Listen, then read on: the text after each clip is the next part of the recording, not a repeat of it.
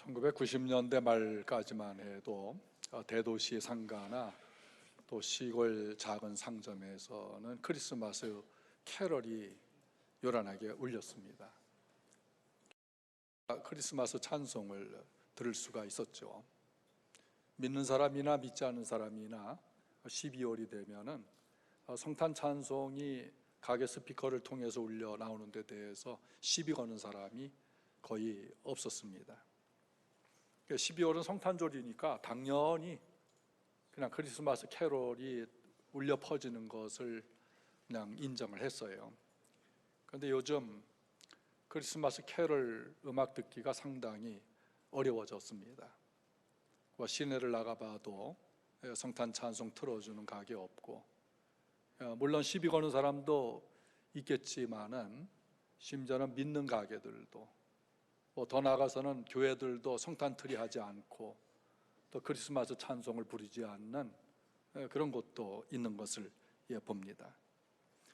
원래 이 크리스마스 캐롤이라고 하는 것은 프랑스 사람들이 우리나라 강강수월래 하는 것처럼 남녀가 손을 잡고 춤을 추면서 둥글게 돌아가면서 노래하는 것으로부터 시작이 되어졌어요.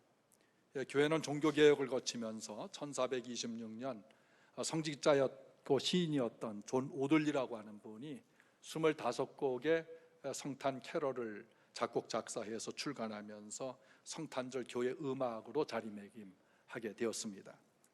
1818년 프란츠 규리브라고 하는 분이 성탄절만 되면 촛불무용의 단골 찬송이었던 뭐죠?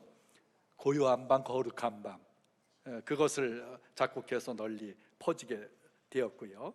그리고 1833년 영국의 민요였던 저들밖에 한밤중에, 그리고 1857년 미국의 제임스 피어폰트라고 하는 분이 징글벨 징글벨을 작곡해서 큰 호응을 얻어 크리스마스 애창곡으로 전 세계 사람들이 부르게 되었습니다. 우리 성도들이 성탄절이 되면 크리스마스 찬송, 크리스마스 캐럴을 많이 부르고 들었으면 좋겠어요. 저희는 12월뿐만 아니라 의례 아침이 되면은 기독교 CBS 방송 조이 포 유라고 하는 그 오디오 라디오 방송을 들을 때 거기에 아름다운 찬양이 굉장히 많이 나옵니다. 그 찬송을 들으면서 같이 식사하고 대화를 하니까 너무너무 좋아요. 더욱이 우리의 12월 달만이라도 우리 성도들이 성탄 캐롤이나 성탄 찬송을 많이 부르고 듣는 가족들이 되시기를 바랍니다. 성탄 찬양을 제일 먼저 불렀던 이는 누가복음 1장 36절에 나오는 마리아입니다. 성령으로 하나님의 아들을 잉태한 마리아는 말씀대로 이루어질 것을 순종하면서 비천한 저를 하나님이 돌보셨고 내 마음이 내 하나님 구주를 기뻐하고 나에게 복이 있으며 능하신 하나님이 내게 큰 일을 행하셨다고 찬양을 했습니다. 하나님은 음악을 참 좋아하셔요. 음악을 시작하신 이가 하나님이십니다.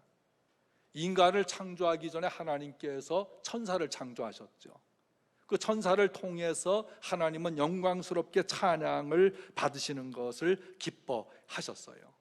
하늘에서는 천사들의 하나님을 찬양하고, 창세기 4장 21절은 인간이 문화가 발달할 때에 악기를 발명을 했어요. 그래서 음악을 발전시키도록 하나님께서 허락하신 것입니다. 예수님의 탄생 때도 찬양이 있었습니다. 요셉과 마리아 외에 예수님이 태어난 것을 최초로 본 자들은 베들레헴 근처에서 양을 치는 목자들이었어요. 그들은 충성하면서 깨어있는 목동들이었습니다.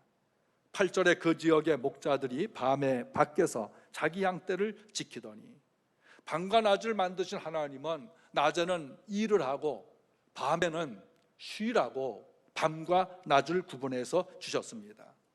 그러니까 목동들은 낮에도 일하고 밤새와 교대로 도둑이나 맹수로부터 양떼들을 보호하면서 깨어 있었습니다. 목동들은 가난했어요. 배우지를 못했습니다. 낮이나 밤이나 일을 해도 재산이 늘어나지 않았어요. 목동이란 지금은 직업은 그 당시에 아주 비천한 직업으로 여겨졌습니다. 그럼에도 주인의 양을 맡은 종으로서 충성한 것입니다. 성도는 하나님의 백성입니다. 하나님의 것을 맡은 청직이에요. 하나님의 종이죠. 모든 사람은 그가 떠났을 때에 평가를 받게 돼요. 그런데 평가를 길게 받을 필요가 없어요. 단 한마디 말로 그 사람은 평가를 받는 것입니다. 요즘 아이들이 모이면 부모에 대해서 이야기를 해요. 너네 엄마 어때? 아휴, 너네 아빠 어때? 말도 마. 아휴, 말도 마. 요 한마디 말에 그 아이의 엄마 아빠가 평가를 받는 것이에요. 요즘 아이들 학교 선생님을 선생님하고 존중하며 부르지 않죠. 뭐 담탱이라든지 뭐 다른 비속어로 부르게 되는데, 너네 담탱이 어때? 우리 담탱이 BTS야. 아주 좋다라고 하는 이야기죠. 우리 성도들도 그렇게 말할 수 있잖아요. 그 목사님 어때? 뭐 참 좋아. 별로. 그 성도님 어때? 기도 많이 하죠. 사랑이 너무 풍성해. 그냥 단 한마디 말로 그 사람의 인격이 드러나고 삶의 흔적이 그대로 드러날 수가 있는 것이에요. 오늘 우리는 깨어있는 목동들처럼 깨어있기를 바랍니다. 착하고 충성된 종이 되기를 바랍니다. 하나님의 백성이고 하나님의 것을 맡은 관리자 청지기로서 악하고 게으른 종도 있어요. 그러나 충성을 하지만 악한 사람도 있어요. 열심히 충성하고 기도를 하는데 불평을 해요. 원망을 해요. 딴 사람에게 책임을 전가시켜고 말이 거칠어요. 여기 목동들 착하고 충성된 종들이었어요. 우리 누구 때문에 라고 탓하지 마시고 나 때문에 온누리교회는 좋은 교회가 되길 바랍니다. 여러분, 한 사람 한 사람 때문에 좋은 교회를 될 수도 있고 안 좋은 교회가 되어줄 수도 있는 거예요. 옆 사람에게 말할까요? 당신 때문에 우리 교회는 좋은 교회입니다. 우리 한 사람 한 사람 성도들로 인해서, 또 저 같은 목사로 인해서 좋은 교회가 될 수 있어요. 좋은 교회 됩시다. 가난한 자에게 복음의 빛이 비치게 됩니다. 9절에 주의 사자가 곁에 서고 주의 영광이 그들을 두루 비춤에 크게 무서워하는지라. 주의 사자는 천사예요. 주의 영광은 하나님의 임재를 나타냅니다. 예수님은 빛이세요. 요한복음 1장 9절, 참빛 곧 세상에 와서 각 사람에게 비추는 빛이 있었나니 그 빛이 영광으로 나타나 비추게 되었습니다. 예수님은 하나님의 영광 자체예요. 하나님의 빛, 예수님의 빛 똑같은 것입니다. 요한복음 1장 14절, 말씀이 육신이 되어 우리 가운데 거하심에 우리가 그의 영광을 보니 아버지의 독생자의 영광이요 은혜와 진리가 충만하더라. 성탄의 처음 빛은 왕궁에 비추지 않았어요. 부잣집에 비추지 않았어요. 학식 있는 자들에게 비추지 않았어요. 12절은 예수님이 강보에 쌓여 구유에 뉘어 있었다고 합니다. 그러니까 마리아는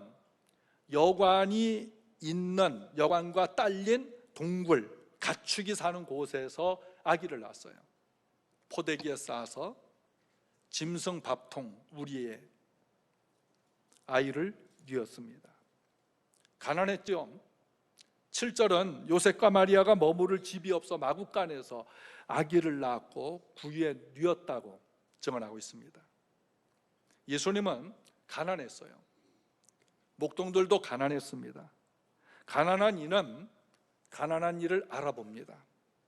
이사야 61장 1절, 주 여호와의 영이 내게 내리셨으니 이는 여호와께서 내게 기름을 부으사 가난한 자에게 아름다운 소식을 전하게 하려 함이라.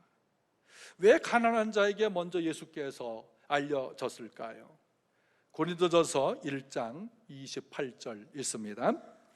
하나님께서 세상에 천한 것들과 멸시받는 것들과 없는 것들을 택하사 있는 것들을 폐하려 하시나니 이는 아무 육체도 하나님 앞에서 자랑하지 못하게 하려 하심이라. 아멘. 마음이 가난한 자는 천국이 그들의 것이라. 마음에 욕심이 있으면 말씀을 들어도 들리지가 않습니다. 믿음이 생기질 않아요. 야고보서 2장 5절에 내 사랑하는 형제들아 들을지어다 하나님이 세상에서 가난한 자를 택하여 믿음에 부요하게 하시고 또 자기를 사랑하는 자들에게 약속하신 나라를 상속받게 하게 아니하셨느냐. 그러니까 가난은 죄가 아니죠. 부자 된 것도 죄가 아닙니다. 그러니까 가난하다고 절망하지 말고 부자라고 교만하지 말아야 합니다. 부자일수록 복음을 받지 않아요. 가난할 때 예수 잘 믿다가 살만해지면 믿음에서 떠나는 이들도 있습니다. 가난할 때 봉사했어요. 헌금 열심히 했어요. 잘했어요. 살만해지니 인색해져서 못한 이들도 있는 것입니다. 마음을 비우는 것이 내려놓는 삶이 중요합니다. 마음을 비우고 내려놓는 것은 모든 사람, 모든 삶의 분야에 적용이 되는 것이에요. 운동선수들도 마음을 내려놓아야, 힘을 빼야 제 실력 발휘할 수가 있어요. 시험 보는 학생도 욕심으로 보지 말고 마음을 비워놓고 봐야 잘 볼 수 있습니다. 목회도 마음을 비워야 은혜로운 목회를 할 수가 있는 거예요. 마음이 가난해야 예수님의 부요하심이 내 안에 들어오게 되는 것입니다. 마음을 비우고 가난해야 된다는 말이 무엇일까? 우리 속의 욕망, 탐심을 버리는 것입니다. 오늘 깨끗이 비우시길 바랍니다.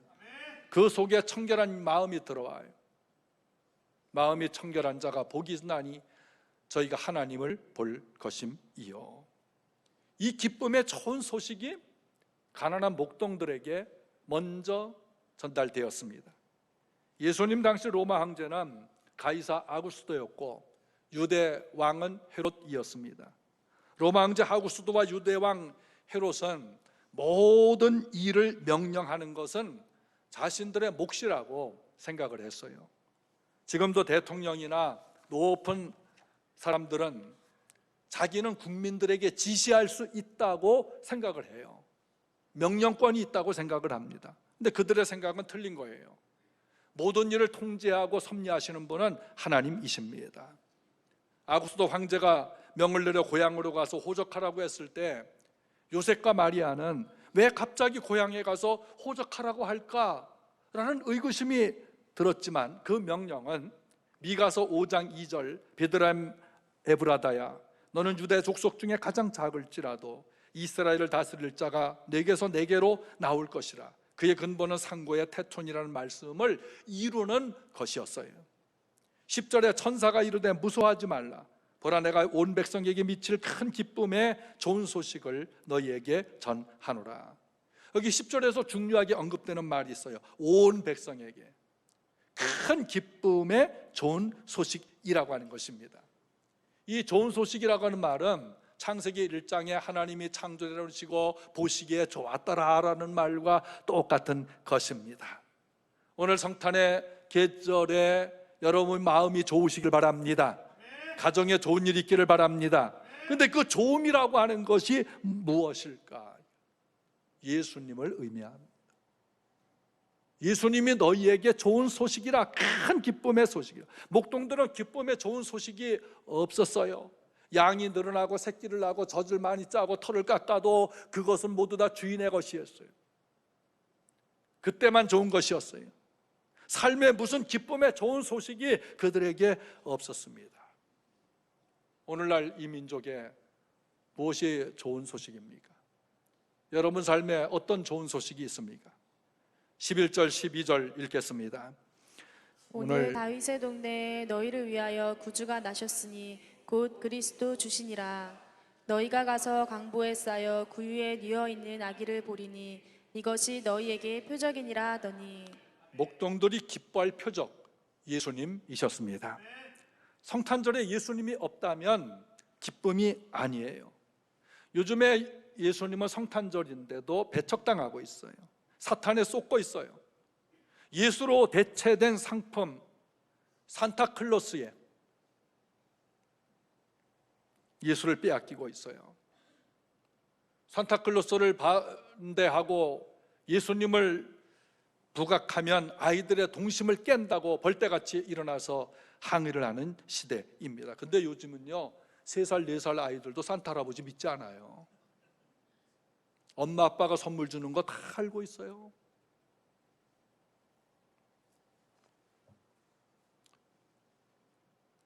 미국의 대부분의 주는 메리 크리스마스라는 말을 사용하지 못하게 합니다. 대신 해피 할러데이라고 합니다. 크리스마스가 없어졌어요. 예수가 없어졌어요. 사탄이 곳곳에서 예수 이름을 부르지 못하게 합니다. 메리 크리스마스라고 못하게 합니다. 왜 그럴까요? 예수 이름을 부르는 곳에는 구원이 있기 때문인 것입니다. 예수 이름을 부르면 구원을 받습니다. 로마서 10장 9절 13절 크게 읽읍시다. 내가 만일 내 입으로 예수를 주로 시인하며 또 하나님께서 그를 죽은 자 가운데서 살리신 것을 내 마음에 믿으면 구원을 받으리라. 누구든지 주의 이름을 부르는 자는 구원을 얻으리라. 아멘. 10절에 온 백성은 1차 대상은 이스라엘 백성들이에요. 근데 그들을 통해서 모든 족속에게 복음이 전파될 것을 말해요. 예수 이름을 부르는 자들의 대상은 모든 족속이 되어질 것을 하나님께서 선포하시는 것입니다. 예수님 탄생시부터 유대인만의 구주로 오신 것이 아닙니다. 모든 민족들에게 구세주요 큰 기쁨의 좋은 소식은 예수님이십니다. 예수님의 이름을 부르길 바랍니다. 예수님을 고백하기를 바랍니다. 예수 이름을 부르는 자는 구원을 받습니다. 하늘에는 영광, 땅에 평화이신 예수님이셔요. 13절 14절 호련히 수많은 천군이 그 천사와 함께 하나님을 찬송하여 이르되 지극히 높은 곳에서는 하나님께 영광이요 땅에서는 기뻐하심을 입은 사람들 중에 평화로다. 수많은 천군 천사가 하나님을 찬양하고 아들 예수님 오심을 찬양하고 있습니다. 예수님 탄생은 하늘에서는 영광이 되고 땅에서는 평화가 돼요. 여기서 평화란 전쟁 없는 것뿐만 아니라 사람 개인마다 평안과 질서와 번영과 조화로운 관계를 말하는 것입니다. 한국은 갈등 사회예요. 초갈등 사회입니다. 가정의 갈등, 직장 내의 갈등, 사회 갈등, 정치 갈등, 교육계의 갈등, 교회 절차 갈등 겪는 곳이 많습니다. 갈등은 불화와 다툼, 싸움을 일으킵니다. 협상과 화합이 없어요. 이해도 없고 용서도 없고 사랑이 없이 상대를 정죄하고 비방하며 깎아내리는 자기만 옳다고 주장하는 사회가 되었습니다. 왜 이렇게 되었을까요? 사탄이 뿌려놓은 씨앗, 탐욕, 이기주의, 남을 누르고 죽여야 내가 올라설 수 있는 이런 의식이 지도자들과 국민들 마음에 가득 차 있습니다. 자기 세력을 늘리려는 욕망이 더 크기 때문인 것입니다. 여야를 물러나고 지도자일수록 더 갈등 유발자가 되고 있습니다. 예수님은 지도자들에게 뭐라고 하셨을까요?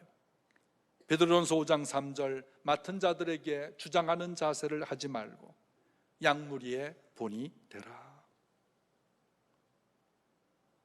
양무리의 본이 되라. 목사로 왜 세우셨을까? 설교하기 위해서? 아니에요. 성도들의 본이 되라. 교회 직분자로 왜 세웠을까? 성도들의 본이 되라. 왜 선생님이 되었을까? 학생들의 본이 되라.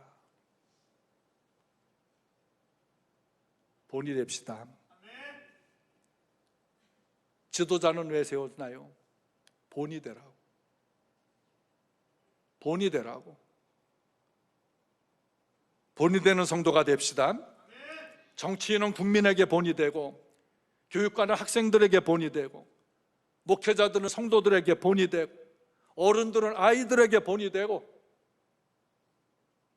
내가 오래 믿을수록 나중 오는 성도들에게 본이 되고, 본이 되라고 세우죠. 서로 본이 될 때 평화가 찾아와요. 사람들은 평화하려면 돈이 있어야 된다고 해요. 부모가 포악한 자식에게 돈만 주면 그 가정에 평화가 있을까요? 그 아이가 과연 평화롭게 변화될까요? 그렇다면 부잣집은 평화만 있어야 될 것 아니겠어요? 돈으로 해결할 수 없는 것들이 얼마나 많이 있습니까? 돈 가지고 일시적 평화는 구할 수 있어도 영구한 평화는 돈으로 살 수가 없습니다. 평화는 물질로 채워질 때 오는 것이 아니에요. 로날도 사이더라는 분이 가난한 시대를 사는 부유한 그리스도인이라고 하는 책을 썼어요. 그 책에 보면 사람들은 참 이상하다. 수입이 늘어나면 자선이나 헌금을 더 많이 할 것 같은데 수입이 늘어날수록 자선도 덜하고 헌금도 덜하는 것을 발견했어요. 미국인들을 수많은 사람들을 조사를 했습니다. 오랫동안. 그러고 보니까 수입이 배로 늘어날수록 사람들이 이웃에게 베푸는 것이 줄어든다는 것이에요. 교회 가서 헌금하는 것도 줄어들더라는 것이에요.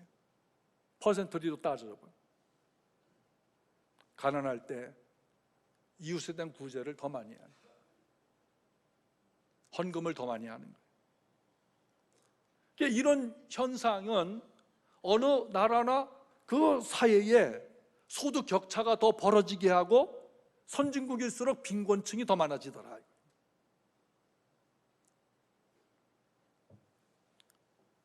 물질이 더할수록 평화가 깨지는 것을 발견했습니다.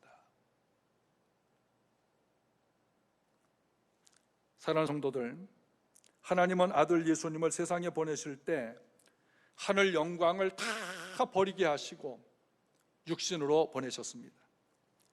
빌립보서 2장 5절 너희 안에 이 마음을 품으라 곧 그리스도 예수의 마음이니 그는 근본 하나님의 본체시나 하나님과 동등됨을 취할 것으로 여기지 아니하시고 오히려 자기를 비워 종의 형체를 가지사 사람들과 같이 되셨고 사람의 모양으로 나타나사 자기를 낮추시고 죽기까지 복종하셨으니 곧 십자가에 죽으심이라. 예수님이 인간의 죄를 위해 죽으심으로 부활하셨고 하늘과 땅의 모든 권세를 갖고 하늘과 땅에 있는 모든 자들이 예수님의 이름에 무릎 꿇게 하시고 아버지께 영광을 돌리셨습니다. 부모들은 자식들에게 재산을 물려주려고 합니다. 그러나 바른 신앙으로 서지 못한 채 물려주는 재산은 불화의 원인이 되는 것입니다. 믿음을 유산으로 물려주길 바랍니다. 믿음의 삶을 내가 본으로 보였으니 너도 이렇게 살아라. 이 신앙을 물려받은 그 자식은 재산을 물려받아도 하나님께서 맡겨주신 것으로 알고 그 재산을 하나님의 도구로 쓸 거예요. 믿음 없이 물려주는 재산, 그 자식을 망치는 겁니다. 불화의 씨앗이 되어지는 것입니다. 하늘에는 하늘나라가 있습니다. 하늘은 예수님의 영광스러운 보좌예요. 예수님은 그 나라를 욕망과 이기심으로 다스리지 않습니다.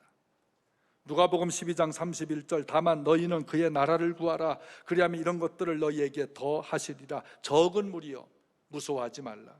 너희 아버지께서 그 나라를 너희에게 주시기를 기뻐하시느니라. 우리 하나님 아버지는 어떤 분이실까요? 욕심이 없어요. 예수 믿고 구원받은 자들에게 그의 나라를 다 주기를 원하고 계십니다. 우리는 하나님의 백성입니다. 하나님의 백성은 하나님의 기업을 상속받는 상속자가. 세상 통치자들 어떻습니까? 나라의 권력을 잡으면 독점해서 억압해서라도 끝까지 통치하려고 합니다. 지금 대통령이나 국회의원들이나 각 당이나 모두 권력 놓치지 않으려고 하는 이유가 나라의 권력이 하늘에서 나오고 국민으로부터 나온다는 것을 망각하고 있어요. 국민 한 사람 한 사람을 하나님께서 주신 것을 잊고 있어요. 자기가 권력을 독점하려고 할 때에 싸움에 익숙하게 되는 거예요. 조정과 타협, 합의하는 데는 인색하니 평화가 있겠습니까? 교회에서도 하나님의 이름으로 억압과 언어폭력, 분쟁을 일으키는 이들이 있을 수 있습니다. 그것은 신앙이 아닌 것입니다. 목동들 보세요. 목동들에게 이념이 있습니까? 사상이 있나요? 진보냐 보수냐 없습니다. 양떼들과 같이 가족같이 지내면서 돌볼 뿐인 것입니다. 천사의 말을 듣고 목동들은 예수께로 향했어요. 교회는 예수님의 몸이에요. 성도들은 예수께 붙어있는 한 몸인 것입니다. 목동들이 예수께 갔어요. 양떼들 놔두고 갔어요. 우리 사랑하는 성도들, 예수께로 향하시길 바랍니다. 일터에서도 예수께로 향하시길 바랍니다. 가정에서도 예수께로 향하시길 바랍니다. 어디서나 예수께로 가는 성도들 되시기를 축원합니다.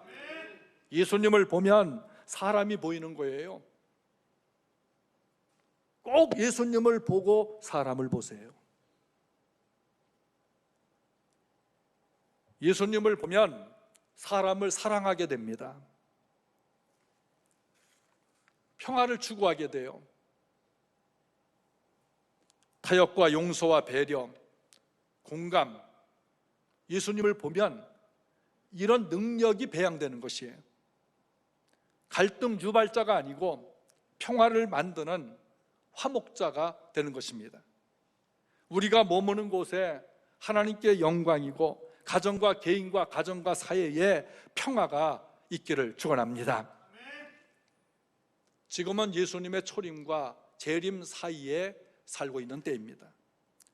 성탄절은 예수님께서 오신 초림의 날이에요.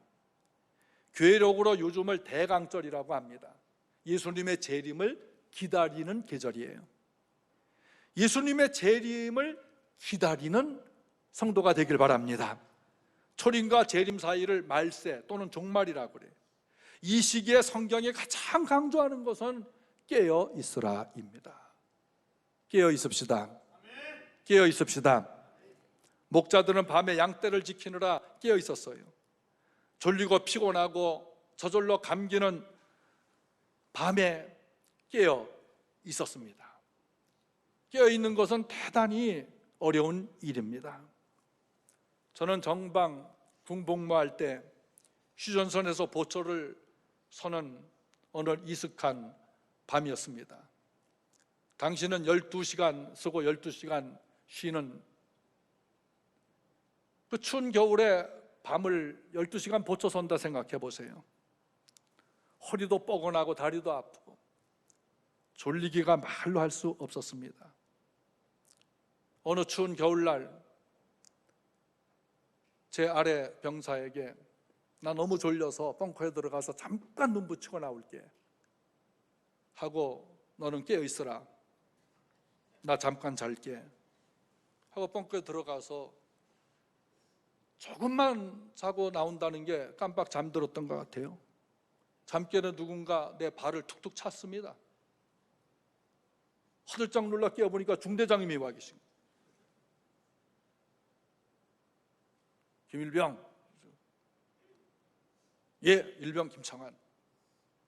그 다음에 근무중 이상무 하라고 할 텐데 자빠져 있었으니까 근무중 이상무는커녕 속으로 이제 영창 가겠구나 근심하면서 예, 일병 김창환 하고 차렷 자세 서 있는데 제 배를 손으로 꾹 찌르시면서 크리스찬도 보쳤을 때 잠자냐? 이 한마디 딱 하고 휙 나가버리시는 거예요. 크리스찬도 보쳤을 때 잠자냐? 이 한마디가 저를 꽉 깨워버렸어요. 그냥 정신적 깨움뿐만 아니라 영적으로 확 깨워버렸어요. 그 말씀이 천둥처럼 들려요. 하나님 말씀처럼 들려요. 겨울에 보쳤을 때 결코 잠자는 사람이 되지 않았습니다. 깨어 있어야 합니다. 기도로 깨어 있고 회개하며 깨어 있고 깨어야 깨닫습니다. 깨달아야 행할 수가 있는 것입니다. 예배 시간에 자는 성도들 보면 새신자들은 결코 졸지 않습니다. 묵은 신자들이 좁니다. 왜 그럴까요? 그냥 나는 이 정도 신앙생활하면 됐다 안심하는 거예요. 새신자들 조는 거 봤어요? 못 봅니다. 직분자들이 졸고 오래된 분들이 좁니다. 깨어 있어야 합니다. 졸다가 자다가 예수님 오시면 어떻게 해요? 여러분 죄 짓는데 예수님 오시면 어떻게 할 거예요? 못된 생각하고 난 불평하고 할 때 예수님 오시면 어떻게 할 거예요? 사람의 생명이라고 하는 것은 순식간에 없어질 수도 있고 고난받더라도 회복할 수가 있는 거예요. 지금 깨어 있읍시다. 게으르게 신앙생활 할 때 아닙니다. 내 성질대로 할 때가 아닙니다. 참으로 깨어 있길 바랍니다. 구약의 믿음 있는 성도들은 예수님의 초림을 얼마나 기다렸어요. 아브라함도 나의 볼 때를 기뻐했다 그랬어요. 다윗도 예수 그리스도를 기다리며 회개하고 살았다 그랬어요. 신약에 우리는 부활하신 예수님이 하늘로 가셨는데 다시 재림하신다 했어요. 믿으시기 바랍니다. 예수님이 재림하셔요. 예수님의 재림을 소망 갖기 바랍니다. 데살로니가전서 4장 16절 읽겠습니다. 주께서 호령과 천사장의 소리와 하나님의 나팔 소리로 친히 하늘로부터 강림하시리니 그리스도 안에서 죽은 자들이 먼저 일어나고 그 후에 우리 살아남은 자들도 그들과 함께 구름 속으로 끌어올려 공중에서 주를 영접하게 하시리니 그리하여 우리가 항상 주와 함께 있으리라. 그러므로 이러한 말로 서로 위로하라. 주의 날이 밤에 도적같이 이릅니다. 그래 우리가 항상 주와 함께 있으리라. 깨어있는 것과 기도하는 것, 충성하는 것 다 같은 말이에요. 오늘 날 잠자는 성도들이 너무 많아요. 위험한 생활입니다. 기도하면서 깨어있길 바랍니다. 회개하면서 깨어있길 바랍니다. 주 안에서 깨어있어요. 편하기 위해서 살지 말고 목적 있는 삶을 살아야 합니다. 등이 굽은 나면서부터 등이 굽은 꼽추 소녀가 있었어요. 17살이 되기까지 너무 창피해서 집 밖을 나가지 않았습니다. 부모도 열등감이 있었기 때문에 꼽추인 자기 딸을 학교에 보내지를 않았어요. 그런데 17살이 되던 어느 날 부모가 이 꼽추 딸을 데리고 부흥회를 갔어요. 강사님이 이제부터 10분 시간을 줄 테니까 이 예배당 가까운 곳에 어디를 가든지 좋다. 어디를 가서든지 성령님께서 무엇을 깨닫게 하시는지 귀를 기울여 들어보아라. 그리고 다시 와서 나에게 말 좀 해달라. 꼽추 소녀도 처음으로 부모님과 헤어져서 교회 주변을 서성이며 다니는데 다른 사람들은 다 삼삼오오 짝을 지면서 다녀요. 이 아이는 자기 모습이 너무 부끄러우니까 혼자 쓰레기통 옆에, 쓰레기장 옆에 쭈그리고 앉아서 신세한탄을 하게 됩니다. 거기 앉아 있는데 부시럭부시럭 소리가 나서 옆을 보니까 쓰레기장을 뒤지고 있는 한 소년이 있었어요. 그게 묻습니다. 쓰레기통을 왜 뒤지는 거예요? 그 소년이 말하기를 캔이나 종이 상자 박스를 찾고 있어요. 그거 찾아서 뭐 하려고요? 이걸 팔아서 우리 할아버지 할머니가 몸이 아프신데 약 사다 드리려고요.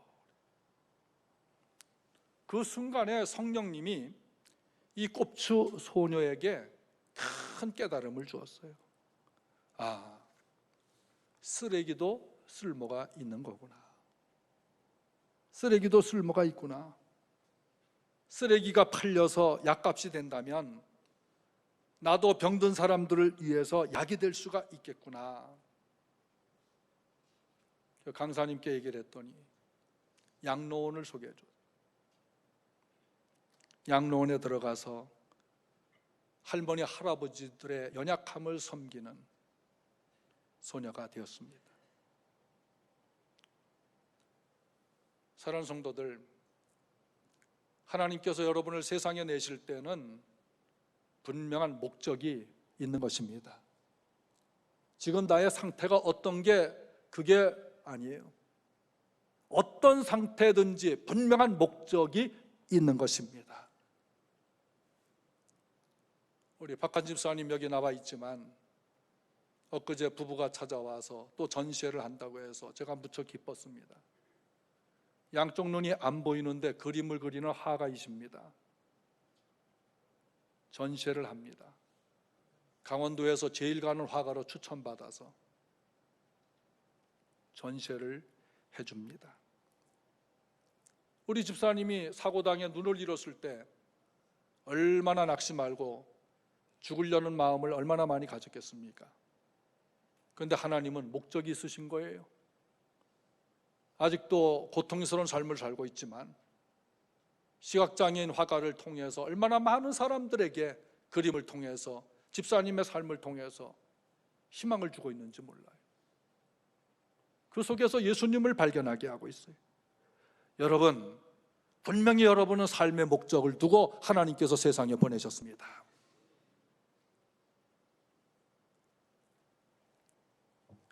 성령 안에서 삶의 의미를 찾았을 때 열등감이 없어지는 거예요. 두려움도 부끄러움도 없어져요. 나 같은 사람도 이웃을 위해서 뭔가 할 수 있구나. 감당하게 하시는 겁니다. 말세는 성령 충만해야 합니다. 여러분, 연말이 되면 무슨 생각합니까? 그동안 교회 안에서 맡고 있던 직분을 벗어버리려고 하는 생각을 많이 합니다.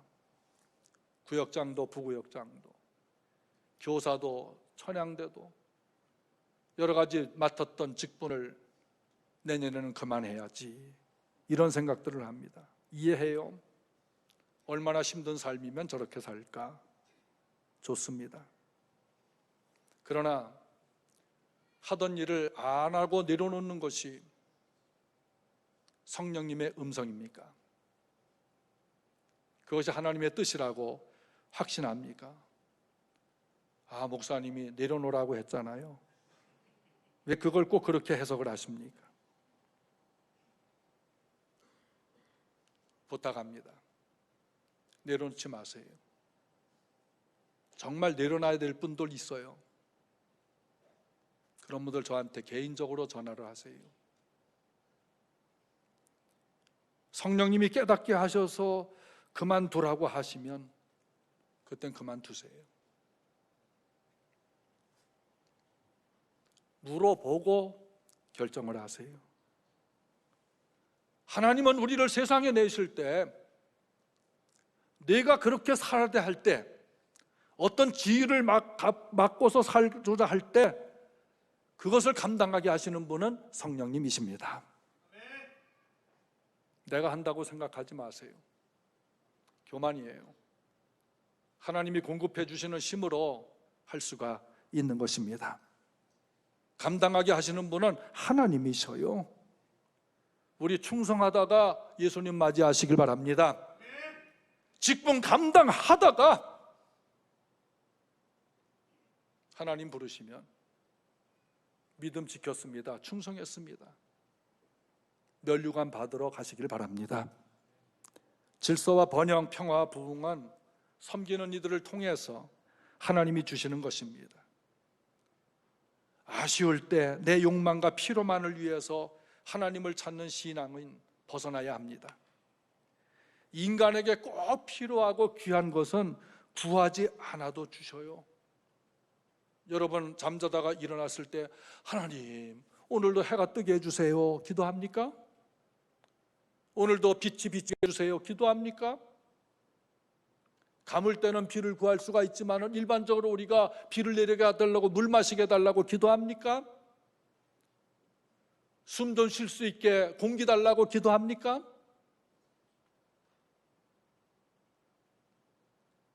땅을 걸어 다니게 해달라고 땅을 달라고 기도합니까? 그런 것은 기도하지 않아도 우리의 생명과 직결되는 것이기 때문에 하나님께서 있어야 될 줄 알고 미리 다 준비해 주시는 것입니다. 오늘 이 사랑하는 성도들, 하나님의 나라와 의를 먼저 구하시기를 바랍니다. 하나님은 당신의 나라를 그의 백성들에게 다 주시기를 원해서 아들 독생자 예수님을 이 세상에 보내주신 것입니다. 아들을 주신 이가 뭐가 아까워서 너희에게 구하는 것을 주지 아니하시겠느냐 말씀하십니다. 우리 사랑하는 성도들, 이제는 빛과 소금 되는 실천적인 삶을 구하면서 예수님을 드러내는 진정한 메리 크리스마스가 되기를 바랍니다. 예수님을 드러내며 평화를 위해 사는 성도가 되기를 바랍니다. 그것이 진정한 메리 크리스마스가 돼서 하늘에는 영광이고 땅에는 평화를 이루는 것입니다. 아멘.